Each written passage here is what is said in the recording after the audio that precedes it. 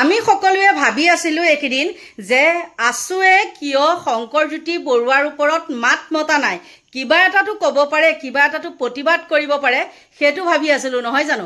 কিন্তু সম্পূৰ্ণ ভুল আছিল আমাৰ ধাৰণাটো। আৰু আছুক বেয়া পাওঁ, হয় বেয়া পাওঁ মানে কি, সমুজ্জ্বল ভট্টাচাৰ্য কিছুমান কাৰুকাৰ্য বেয়া পাওঁ, সেই বুলিয়ে যে আছুক বেয়া পাম তেনেকুৱা নহয়। আৰু আছুৰ সভাপতি উৎপল শৰ্মাই শেষত মুখ খুলিবলৈ বাধ্য হ'ল, আৰু মুখ খুলিছে, এনেকুৱা সুন্দৰ বক্তব্য দিছে, অপ্ৰিয় কিন্তু সত্য কথা। নমস্কাৰ বন্ধু বান্ধৱীসকল, কি খবৰ আপোনালোকৰ? মোৰ বাৰু ভালেই। আৰু আজি এটা বিশেষ ভিডিঅ' আপোনালোকৰ কাৰণে লৈ আহিছোঁ, আৰু সদায়তো বাৰু আনোৱেই, আৰু এইটো ক'ব লাগে কৈছোঁ আৰু দেই। অৱশেষত মানে মুখ খুলিলে আছুৰ সভাপতিয়ে, আৰু উৎপল শৰ্মাই ক'লে কি যে জানেনে, শংকৰজ্যোতি বৰুৱাৰ যিডাল হেণ্ডকাপ, সেই হেণ্ডকাপডাল লগোৱাতকৈ মানে ছোৱালীজনীয়ে যেতিয়া যিজনী ছোৱালীৰ লগত তেওঁ প্ৰেমৰ সূত্ৰপাত হৈছিলে, যিজনী ছোৱালীয়ে নেকি হাতত ৰছী লগাই পেলাই ছুইচাইড কৰিবলৈ গৈছিলে, সেই ছোৱালীজনীতকৈ সেই হেণ্ডকাপডাল ডাঙৰ নহয়। ছোৱালীজনীৰ সন্মানটোতকৈ তেওঁ যে হেণ্ডকাপডাল লগাইছে, এইবিলাক মানে একো ডাঙৰ কথা নহয়, সিমানেই ক'লোঁ। আৰু উৎপল শৰ্মাৰ এই কথাটোত ময়ো হ'লোঁ একমত। সেই ছোৱালীজনীয়ে যে আজি আছুত থাকিব পাৰিছে, তেওঁ কিয় নোৱাৰিলে, তেওঁ কিয় বহিষ্কৃত হ'বলগীয়া হ'ল? তেওঁ এইবিলাক ২ নম্বৰী দালালামি কাম কৰাৰ কাৰণে সেইবিলাক হ'ল। আৰু এসময়ত চাগে সেই ছোৱালীজনীৰ পৰা অলপ লুটি পুটি খাব পাৰিছিলে, তেতিয়া তেওঁ ভাল হৈছিলে। আকৌ নেক্সট বেলেগ এগৰাকীৰ লগত যেতিয়া টকা পইচা দেখিব, তেওঁলোক হ'ল তেনেকুৱা, টকা পইচা দে ভাই তোক ভাল পাম, আজিকালি টকা পইচাৰ যুগ, হয় নে নহয়? আৰু সেইকাৰণে গৈ পেলাই ফচি এতিয়া হেণ্ডকাপ লগাই জেলত আছে। আৰু তেওঁ নিজ মুখেৰে এতিয়ালৈকে কোৱা নাই যে মোক হেণ্ডকাপ লগাইছে, এইটো কৰ সেইটো কৰ, তেওঁ কিন্তু কোৱা নাই। ক'বনো কিয়, কোনটো নাকেৰে ক'ব, হয়নে নহয়? দুটা ফৈদৰ মাজত, দুটা বহিৰাগত মাজত লাগিছে, আৰু তেওঁ তাত জাপ দিছে। আৰু জাপ দিয়া আচল কাৰণটো কি আপোনালোকেতো নিশ্চয় সকলোৱে গম পায়। বাৰু যি কি নহওক, এইবিলাক কথা গ'ল। কিন্তু অখিল গগৈয়ে এটি সুন্দৰ মন্তব্য আগবঢ়াইছে। মোৰ অকণমান ভুল এটা হৈ গৈছিলে দেই, মন্তব্য আগবঢ়াইছে। আৰু সঁচাকৈ মানে অখিল গগৈ, আৰু কিছুমানে কৈছে যে অখিল গগৈ বোলে তাত যাব লাগিছিলে, কিছুমান দল সংগঠনে কৈছে অখিল গগৈ তাত যাব লাগিছিলে। আৰু যেতিয়া অখিল গগৈ তাত গ'ল হয়, তেতিয়া আকৌ সেইকেইটাই মানে একদম জপাল পিয়া কৰি থাকিলে হয়, মানে কিজনী দবা শংখ বজালে হয় দেখি, এই আছা এই দালালটো আহিছে, এতিয়া দালালৰ ইয়াত হাত আছে, এনেকৈ ক'লে হয়। কিন্তু অখিল গগৈ যে নগ'লে, তাতো আকৌ তেওঁলোকৰ মানে আপত্তি, গ'লেও আপত্তি, নগ'লেও আপত্তি। কিন্তু বহুতে কয় এই অখিল আমুক, অখিল তামুক, কিন্তু আজিলৈকে অখিলৰ কিবা প্ৰমাণ দিব পাৰিবনে? কম। আৰু এটা মোক প্ৰশ্ন কৰি থৈছে, সেই হেৰিটো মই বেলেগকৈ ভিডিঅ'টো বনাব লাগিব, কাৰণ বেছি দীঘল হৈ যাবগৈ নহয় জানো। আৰু আমাৰ অখিল গগৈয়ে কি ক'লে আপোনালোকৰ মাজলৈ আগবঢ়ালো চাওক। অত্যন্ত গুৰুত্বপূৰ্ণ খবৰ, দুলীয়াজানৰ শংকৰজ্যোতি বৰুৱা কাণ্ডক লৈ এবাৰ মুখ খুলিছে বিধায়ক অখিল গগৈয়ে। অখিল গগৈৰ তৰফৰ পৰা কোৱা হৈছে, য'তে ত'তে চান্দা লৈ অসমীয়াগিৰি দেখুৱাই থকাটো প্ৰকৃত জাতীয়তাবাদ নহয়, প্ৰকৃত জাতীয়তাবাদ ইয়াক নকয়। অসমীয়া ল'ৰাকেইটাই ২ হিন্দী ভাষীৰ কাজিয়াৰ মাজত কিয় সোমাবগৈ লাগে বুলি মন্তব্য কৰিছে অখিল গগৈয়ে। অখিল গগৈৰ তৰফৰ পৰা দুলীয়াজান কাণ্ডক লৈ কি ডাঙৰ মন্তব্য কৰা হৈছে জনোৱাৰ চেষ্টা কৰি ব্ৰেকিং নিউজ, ডাঙৰ খবৰ এই মুহূৰ্তত। শংকৰজ্যোতি প্ৰসংগ ৰাত ধৰিবলৈ গৈ একাংশ জাতীয়তাবাদীক তোলা থুনা দিছে বিধায়ক অখিল গগৈয়ে। ২ হিন্দী ভাষীৰ কাজিয়াৰ মাজত অসমীয়া ল'ৰাকেইটা কিয় সোমাব লাগে বুলি প্ৰশ্ন উত্থাপন কৰিছে। অৱশ্যে শংকৰজ্যোতিক হেণ্ডকাপ লগোৱা প্ৰসংগক বিৰোধিতা কৰিছে অখিল গগৈয়ে। অসমীয়া জাতীয়তাবাদৰ সংজ্ঞা আনে কৰা ব্যৱসায় দখল কৰা নহয়, দখল দিয়া নহয় বুলি কৈছে অখিল গগৈয়ে। অকল চান্দাজীৱী হৈ থকাটো ভাল কথা নহয়, খিলঞ্জীয়াৰ নামত অকলে বেপাৰ চলালে জাতীয়তাবাদ নুবুজায় বুলি তোলা থুনা দিছে অখিল গগৈয়ে। চান্দা তুলি য'তে ত'তে অসমীয়াগিৰি দেখাই কাজিয়া কৰাৰ মানসিকতা প্ৰকৃত জাতীয়তাবাদ নহয়, এয়া অখিল গগৈৰ মন্তব্য। দুলীয়াজান কাণ্ডত হিন্দী ভাষী যুৱতীয়ে একাংশ চান্দাজীৱীৰ মুখ খোল খুৱালে বুলি মন্তব্য কৰিছে অখিল গগৈয়ে। চান্দাজীৱী বাদ দি কৰ্মজীৱী হৈ প্ৰকৃত জাতীয়তাবাদৰ পৰিচয় দিবলৈ আহ্বান জনাইছে বিধায়ক অখিল গগৈয়ে। কোনো দল সংগঠনৰ নাম নোলোৱাকৈ আওপকীয়াকৈ জাতীয় দল সংগঠনক টাৰ্গেট কৰিছে অখিল গগৈয়ে। অৱশ্যে শৃংখল চলিহাক আটক কৰা কাণ্ডকো গৰিহণা দিলে শিৱসাগৰৰ বিধায়কগৰাকীয়ে। একেটা সময়তে বিজেপি চৰকাৰৰ দিনত হিন্দীভাষীৰ দপদপনি হৈছে বুলি মন্তব্য কৰিছে অখিল গগৈয়ে। বিজেপি চৰকাৰৰ বাবেই খিলঞ্জীয়াৰ ওপৰত হিন্দীভাষীৰ উপদ্ৰৱ চলিছে বুলি ক'লে অখিলে। শংকৰজ্যোতিৰ প্ৰসংগ ৰাগ ধৰিবলৈ গৈ একাংশ জাতীয়তাবাদীক এইবাৰ তুলা ধুনা দিছে শিৱসাগৰৰ বিধায়ক অখিল গগৈয়ে। অখিল গগৈৰ তৰফৰ পৰা কেইবাটাও ডাঙৰ মন্তব্য কৰা হৈছে। দুই হিন্দীভাষীৰ কাজিয়াৰ মাজত অসমীয়া ল'ৰাকেইটা কিয় সোমাবগৈ লাগে বুলি কৈছে অখিলে। য'তে ত'তে চান্দা তুলি অসমীয়াগিৰি দেখুৱাটো প্ৰকৃত জাতীয়তাবাদ নহয়, এয়া অখিল গগৈৰ মন্তব্য।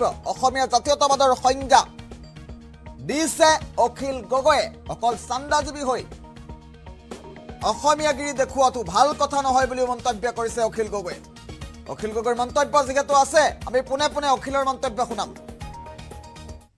শংকৰজ্যোতি বৰুৱাক এৰেষ্ট কৰাৰ বিৰোধিতা কৰিছোঁ আৰু বিশেষভাৱে শংকৰজ্যোতি বৰুৱাৰ ওপৰত যি ধৰণে অসম পুলিচে হাতকেৰেয়া লগালে সেইটোক আমি হেণ্ডকাফ লগোৱা কথাটোক তীব্ৰ বিৰোধিতা কৰিছোঁ।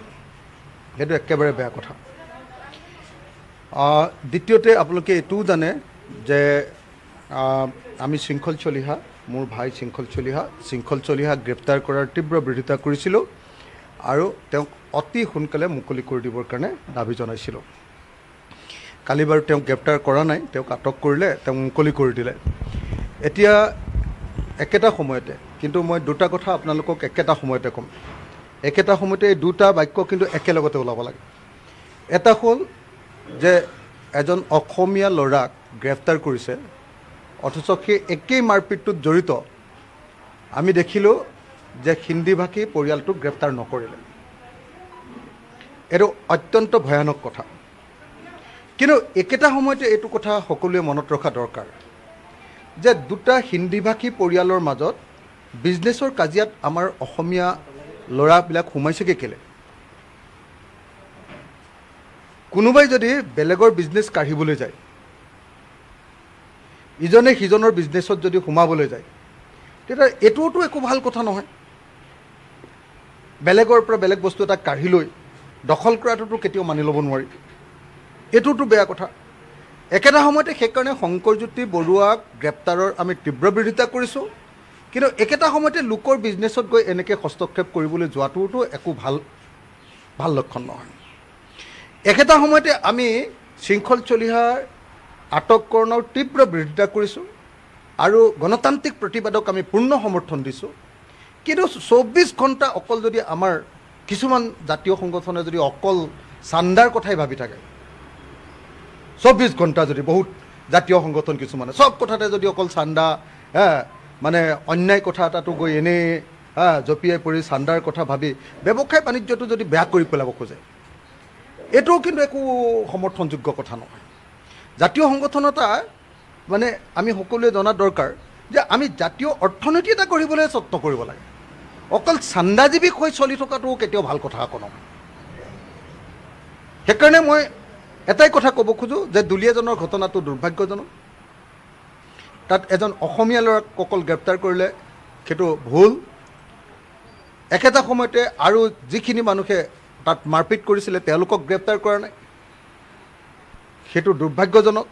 বিজেপি চৰকাৰৰ দিনত হিন্দীভাষী যি মানুহ, তেওঁলোকৰ বাঙালীভাষী মানুহ, আমাৰ অসমৰ খিলঞ্জীয়া মানুহতকৈ অলপ দমটো বাঢ়ি গৈছে। অসমৰ খিলঞ্জীয়া মানুহে য'তে ত'তে এতিয়া মাৰ খাবলৈ লৈছে, এইটো দুৰ্ভাগ্যজনক কথা। আৰু সেইটো লাই দিছে সম্পূৰ্ণৰূপে বিজেপি চৰকাৰে, RSS আৰু বিজেপিয়ে এই কামটো কৰাইছে, সেইটো দুৰ্ভাগ্যজনক কথা। কিন্তু একেটা সময়তে অনবৰতে য'তে য'তে যদি অকল চান্দাৰ কথাটো থাকে, য'তে ত'তে যদি জঁপিয়াই পৰে, সেইটো কিন্তু বৰ মানে বিজনেছ কৰি নাখাব নেকি মানুহে কওকচোন? সেইটোতো গুৰুত্বপূৰ্ণ কথা নহয়। সেইকাৰণে মই সকলোকে অনুৰোধ কৰিছোঁ যে চান্দা দুষ্কৃতিটো অলপ কমাই কৰ্ম সংস্কৃতিটো বঢ়াব লাগে। আৰু কৰ্ম সংস্কৃতিটো বঢ়োৱাৰ লগে লগে অসমৰ জাতীয় অৰ্থনীতি গঢ়িবৰ কাৰণে অসমীয়া মানুহে নিজেই ভালকৈ সততাৰে বিজনেছ আৰম্ভ কৰিব লাগে। বহুত অসমীয়া মানুহে ভাল বিজনেছ কৰি আছে। এই বিজনেছ কৰা মানুহবিলাকক অনবৰতে ডনেশ্যন খুজি থাকিলে কেনেকৈ বিজনেছ কৰিব কওক? গতিকে মই আশা কৰিম যাতে এই দুইটাৰ বেলেঞ্চ হয়।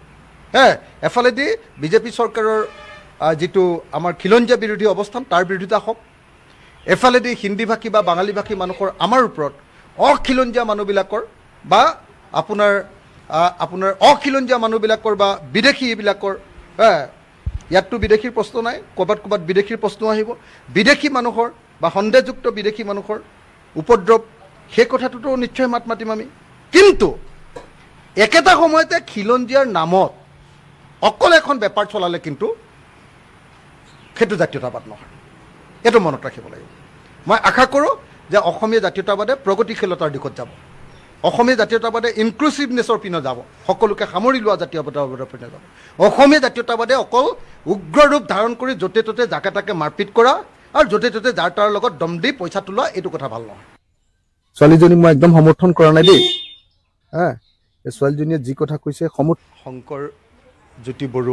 শংকৰজ্যোতি বৰুৱাক এৰেষ্ট কৰাৰ বিৰোধিতা কৰিছোঁ আৰু বিশেষভাৱে শংকৰজ্যোতি বৰুৱাৰ ওপৰত যি ধৰণে অসম পুলিচে হাতকেৰেয়া লগালে সেইটোক আমি হেণ্ডকাফ লগোৱা কথাটোক তীব্ৰ বিৰোধিতা কৰিছোঁ। সেইটো একেবাৰে বেয়া কথা। দ্বিতীয়তে আপোনালোকে এইটোও জানে যে আমি শৃংখল চলিহা, মোৰ ভাই শৃংখল চলিহাক গ্ৰেপ্তাৰ কৰাৰ তীব্ৰ বিৰোধিতা কৰিছিলোঁ আৰু তেওঁক অতি সোনকালে মুকলি কৰি দিবৰ কাৰণে দাবী জনাইছিলোঁ। কালি বাৰু তেওঁক গ্ৰেপ্তাৰ কৰা নাই, তেওঁক আটক কৰিলে, তেওঁক মুকলি কৰি দিলে। এতিয়া একেটা সময়তে কিন্তু মই দুটা কথা আপোনালোকক একেটা সময়তে ক'ম, একেটা সময়তে এই দুটা বাক্য কিন্তু একেলগতে ওলাব লাগে। এটা হ'ল যে এজন অসমীয়া ল'ৰাক গ্ৰেপ্তাৰ কৰিছে, অথচ সেই একেই মাৰপিটটোত জড়িত আমি দেখিলোঁ যে হিন্দী ভাষী পৰিয়ালটোক গ্ৰেপ্তাৰ নকৰিলে। এইটো অত্যন্ত ভয়ানক কথা। কিন্তু একেটা সময়তে এইটো কথা সকলোৱে মনত ৰখা দৰকাৰ যে দুটা হিন্দী ভাষী পৰিয়ালৰ মাজত বিজনেছৰ কাজিয়াত আমাৰ অসমীয়া ল'ৰাবিলাক সোমাইছেগৈ কেলে? কোনোবাই যদি বেলেগৰ বিজনেছ কাঢ়িবলৈ যায়, ইজনে সিজনৰ বিজনেছত যদি সোমাবলৈ যায়, তেতিয়া এইটোতো একো ভাল কথা নহয়। বেলেগৰ পৰা বেলেগ বস্তু এটা কাঢ়ি লৈ দখল কৰাটোতো কেতিয়াও মানি ল'ব নোৱাৰি, এইটোতো বেয়া কথা। একেটা সময়তে সেইকাৰণে শংকৰজ্যোতি বৰুৱাক গ্ৰেপ্তাৰৰ আমি তীব্ৰ বিৰোধিতা কৰিছোঁ। কিন্তু একেটা সময়তে লোকৰ বিজনেছত গৈ এনেকৈ হস্তক্ষেপ কৰিবলৈ যোৱাটোতো একো ভাল লক্ষণ নহয়।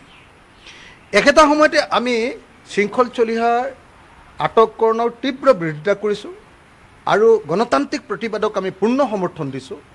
কিন্তু 24 ঘণ্টা অকল যদি আমাৰ কিছুমান জাতীয় সংগঠনে যদি অকল চান্দাৰ কথাই ভাবি থাকে, 24 ঘণ্টা যদি বহুত জাতীয় সংগঠন কিছুমানে চব কথাতে যদি অকল চান্দা মানে অন্যায় কথা এটাতো গৈ এনেই জঁপিয়াই পৰি চান্দাৰ কথা ভাবি ব্যৱসায় বাণিজ্যটো যদি বেয়া কৰি পেলাব খোজে, এইটোও কিন্তু একো সমৰ্থনযোগ্য কথা নহয়। জাতীয় সংগঠন এটা মানে আমি সকলোৱে জনা দৰকাৰ যে আমি জাতীয় অৰ্থনীতি এটা কৰিবলৈ যত্ন কৰিব লাগে, অকল চান্দাজীৱী হৈ চলি থকাটো কেতিয়াও ভাল কথা আকৌ নহয়। সেইকাৰণে মই এটাই কথা ক'ব খোজোঁ যে দুলীয়াজনৰ ঘটনাটো দুৰ্ভাগ্যজনক। তাত এজন অসমীয়া ল'ৰাক নিশ্চয় দেখিলে, দেখাৰ পিছত এতিয়া এছামে মোৰ এই ভিডিঅ'টো তেনেকুৱাকৈ মানে বৰষুণ বৰষা দি বৰষিব। আপোনালোকে যিমান বৰষুণ বৰষা দি বৰষক কিবা কৰক, সেইবিলাক মোৰ কাৰণে হ'ল আশীৰ্বাদ। গতিকে ভিডিঅ'টো চাই আপোনালোকে কেনেকৈ পালে কমেণ্ট কৰিবলৈ নাপাহৰিব দেই। আৰু এইখিনিতে আপোনালোকৰ পৰা লৈছোঁ বিদায়, বাই বাই।